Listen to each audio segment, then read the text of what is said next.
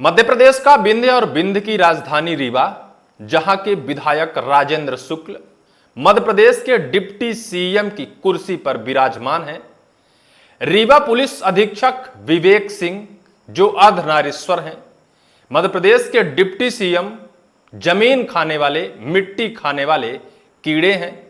मध्य प्रदेश का विंध्य जो कभी राजनीतिक गढ़ हुआ करता था, वो अब राजनीतिक गढ़ के अलावा आपराधिक गढ़ बन गया है।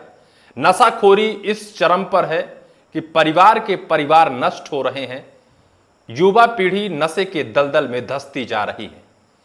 वहीं जो एसपी हैं वहां के, वो डिप्टी सीएम के आशीर्वाद से अपनी कुर्सी को बचाने के लिए सत्य की आवाज को दबाते हैं। 302 क्राइम करके आए अपराधियों को भी बचाने का प्रयास करते हैं। वहीं जो आवाज उठाता है उसकी आवाज को दबाने का प्रयास करते हैं। ऐसा मैं कुछ नहीं कह रहा हूं, और बहुत सारे ऐसे आरोप जिनको छिपने के लिए जगह ना मिल पाए इस दुनिया में, ऐसे शब्दों का इस्तेमाल विपक्ष का एक विधायक, कांग्रेस का एक विधायक, मध्य प्रदेश के सिमरिया विधानसभा क्षेत्र का विधायक अभय मिश्रा खुले मंच पर कहते हैं। वो भी तब कहते हैं जब उनके बड़े नेता, मध्य प्रदेश के कांग्रेस अध्यक्ष जीतू पटवारी, नेता प्रतिपक्ष उमंग सिंगार उस मंच पर उपस्थित होते हैं। उन्हीं के साथ साथ पूरा मंच कांग्रेसी नेताओं से खचाखच भरा होता है। तब अभय मिश्रा ऐसे अशोभनीय शब्दों का इस्तेमाल करते हैं, ऐसी अनर्गल टिप्पणियां कर देते हैं कि एक बार फिर से सुर्खियों में आ जाते हैं। मध्य प्रदेश की सत्ता पर आसीन नेता जब ऐसी अशोभनीय टिप्पणी करते हैं तो उस पर तर्क और वितर्क तो बहुत किया जाता है, लेकिन जब विपक्ष का बैठा एक नेता ऐसे अशोभनीय टिप्पणी कर देता है जो मध्य प्रदेश की लोकतांत्रिक व्यवस्था पर भी सवाल खड़े होने लगते हैं। मध्य प्रदेश की लोकतांत्रिक व्यवस्था, जिसके उच्च सिंहासन का एक ऐसा पद जो डिप्टी सीएम का होता है, वहां एक नेता बैठा हो, उस नेता को अनर्गल अशोभनीय टिप्पणी कर दे, कहीं ना कहीं सवाल तो खड़े होने लगते हैं। सवाल एक जगह से नहीं, पूरे मध्य प्रदेश से निकल कर आने लगते हैं। क्या लोकतंत्र में ऐसे शब्दों की जगह दी जाती है? क्या लोकतांत्रिक व्यवस्था में ऐसे अनर्गल अशोभनीय टिप्पणियों को कहने के लिए कोई अलग से ट्रेनिंग ली जाती है? या फिर ऐसा कुछ वास्तव में है कि एक नेता जब परेशान हो जाता है, चारों तरफ से रास्ते बंद हो जाते हैं, तो फिर ऐसा कुछ कहने के लिए विवश हो जाता है? लेकिन अगर वो नेता गलत कहता है तो उसके ऊपर कड़ी कार्यवाही की जानी चाहिए, लेकिन अगर सही कहता है तो जिसके ऊपर आरोप लगते हैं वो प्रेस वार्ता बुलाकर अपनी सफाई जरूर पेश करे। इस पूरी खबर को हम आपको बताते हैं। दरअसल मध्य प्रदेश में अभी बीते कुछ दिन पहले एक विंध्य की राजधानी रीवा में बड़ी घटना हुई थी। एक व्यक्ति की पिटाई मामले को लेकर बीजेपी और कांग्रेस आपस में भिड़ गए थे, जहां भारतीय जनता पार्टी के एक पूर्व विधायक ने एक महिला अधिकारी से अशोभनीय टिप्पणी की थी। वो टिप्पणी लगातार चर्चाओं में रही। उस टिप्पणी को लेकर कांग्रेस के विधायक विधानसभा में भी गरजे थे, उसको लेकर कार्रवाई को लेकर मांग की थी। उसके बाद कांग्रेस ने न्याय सत्याग्रह यात्रा निकाली। बीते मंगलवार को विधानसभा रीवा जिले में न्याय सत्याग्रह यात्रा निकाली, जहां देश देशांतर के सभी कांग्रेसी नेता पहुंचे। सभी ने सत्ता पक्ष के ऊपर गिन गिन कर गालियां दी, गिन गिन कर आरोप लगाए, लेकिन उन आरोपों का क्या जवाब रहा? विपक्ष ने आरोप लगाया कि सत्ता पक्ष ने वोट की चोरी की।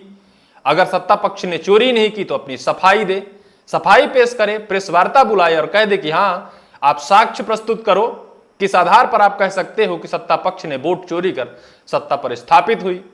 वहीं जब रीवा में न्याय सत्याग्रह यात्रा निकाली जाती है तो सबसे बड़ा फोकस मध्य प्रदेश के डिप्टी सीएम राजेंद्र शुक्ल के ऊपर विपक्ष का होता है। वजह यह है कि मध्य प्रदेश के डिप्टी सीएम राजेंद्र शुक्ल जो हैं, स्वास्थ्य मंत्री भी हैं। स्वास्थ्य व्यवस्था चरमराई हुई है, ये हम भी जानते हैं, आप भी जानते हैं। लेकिन स्वास्थ्य मंत्री अगर कोई कदम नहीं उठाता है तो सवाल तो स्वास्थ्य मंत्री से ही किया जाएगा।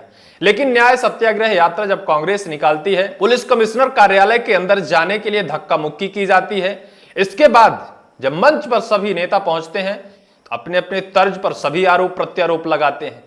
लेकिन जो सिमरिया के विधायक अभय मिश्रा हैं, उनके अंदर जो आग बबूला उबल रहा था, जो उनके अंदर आग धधक रही थी, मंच पर पहुंचते ही सारी आग को निकालकर जनता के सामने रख दिया और कुछ ऐसा कह दिया कि पूरे मध्य प्रदेश में राजनीतिक विवाद एक बड़ी जड़ बनती जा रही है।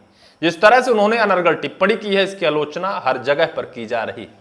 मध्य प्रदेश का आईपीएस अधिकारी विवेक सिंह, जो रीवा जिले के पुलिस अधीक्षक हैं, उनके ऊपर जो टिप्पणियां की गई, उनके ऊपर जो आरोप लगाए गए, क्या वो आरोप बेवजह रहे हैं? क्या उन आरोपों पर पुलिस अधीक्षक अपनी सफाई देंगे? क्या उन आरोपों के बाद अभय मिश्रा के ऊपर कार्यवाही की जाएगी? क्या उन आरोपों की छानबीन की जाएगी? आरोप क्या क्या हैं? आरोप ये है कि लाखों लाख रुपए लेकर अवैध नशे की तस्करी रीवा जिले की पुलिस लगातार कर रही है। खरीद फरोख्त कर लगातार बढ़ती जा रही पुलिस की आमदनी और वहीं बढ़ता जा रहा नशे का कारोबार। लगातार कोरेक्स हो गया, वहां जो अवैध तस्करी हो रही है नशे की, ड्रग्स हो गया, शराब हो गया, अवैध गांजा हो गया, लगातार वहां बढ़ती आपराधिक घटनाएं हो गई। किसी को कोई गोली मार दे, किसी के साथ कोई अमानवीय घटना हो जाए, किसी महिला के साथ कोई दुराचार हो जाए, जिसको ना तो कोई देखने वाला है और ना कोई सुनने वाला है। अगर विपक्ष का नेता कोई आवाज उठा देता है तो उसके ऊपर एफआईआर, मुकदमा दर्ज किया जाता है। अभय मिश्रा ने खुले मंच से गिन गिन कर आरोप लगाए हैं। डिप्टी सीएम के ऊपर लगातार आरोप लगाए हैं। उन्होंने कहा है कि डिप्टी सीएम मिट्टी खाने वाले कीड़े हैं। डिप्टी सीएम के बरदहस्त के कारण रीवा जिले के पुलिस अधीक्षक विवेक सिंह लगातार अपनी कुर्सी को बचाने के लिए डिप्टी सीएम की चरण बंदन करते हैं। 50 लाख रुपए भोपाल में देकर वो रीवा जिले में पदस्थ हुए हैं।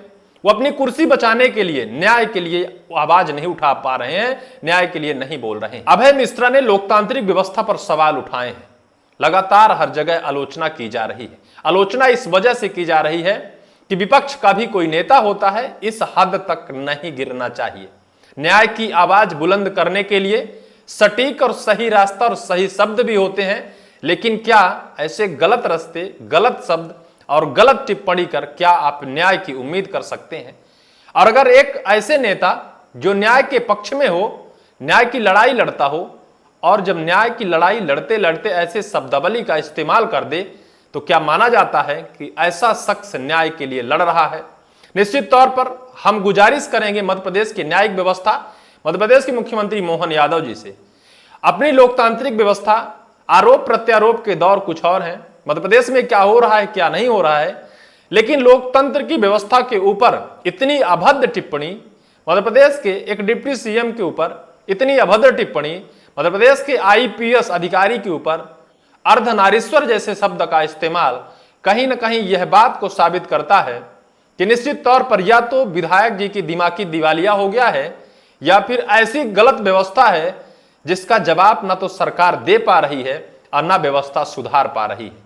या तो व्यवस्था सुधार दी जाए अगर गलत तरीके से व्यवस्थाएं हैं, या फिर गलत आरोप विधायक जी ने लगाया है तो विधायक जी के ऊपर, उन आरोपों पर कड़ी कार्यवाही की जानी चाहिए। न्याय सत्याग्रह यात्रा में सभी नेता मौजूद होते हैं। पीसीसी चीफ जीतू पटवारी के सामने वो ऐसी अनर्गल टिप्पणी करते हैं जिसका विरोध जीतू पटवारी नहीं कर पाते। वास्तव में ऐसी टिप्पणियां लोकतंत्र की व्यवस्था के ऊपर नहीं की जानी चाहिए, क्योंकि जब लोकतंत्र पर ऐसे अभद्र टिप्पणियां की जाती हैं तो निश्चित तौर पर मन का एक जो धागा है वो डगमगा जाता है। न्याय और कानून की व्यवस्था से विश्वास उठने लगता है। ऐसा नहीं होना चाहिए, विश्वास बना रहना चाहिए। निश्चित तौर पर जो भी गलत होता है उस पर कड़ी कार्यवाही कर न्याय की उम्मीद और न्याय किया जाना चाहिए। इस पूरी वीडियो को लेकर आपकी क्या राय है, कमेंट सेक्शन पर कमेंट जरूर करिएगा।